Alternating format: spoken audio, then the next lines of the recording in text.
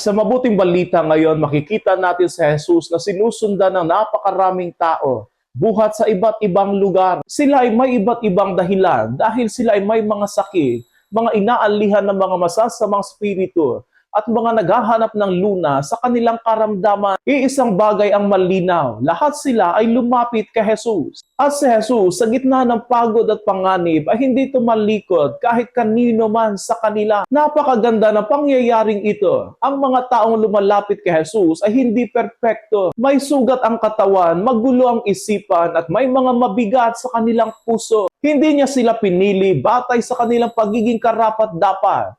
Ang tanging kondisyon lamang ay ang paglapit sa Kanya. Sa bawat humihipos sa Kanya, may gumagaling. Hindi dahil banal ang kamay ng mga tao, kundi dahil puno ng awa ang puso ni Kristo. Ngunit mapapansin din natin na kahit kinikilala na masasamang spirito sa Jesus bilang anak ng Diyos, pinatahimik niya sila. Bakit? Dahil ang tunay na pagkilala kay Jesus ay hindi lamang sa salita, kundi ang pagsunod sa Kanya. Ang kaalaman na walang pagbabago ng buhay ay hindi pananampalataya. Mas nais ni Jesus ang tahimik ngunit tapat na puso kaysa maingay ngunit walang laman na pagpapahayag. Sa ating panahon, marami ang sumusunod kay Jesus dahil sa biyayang nais matanggap sa buhay.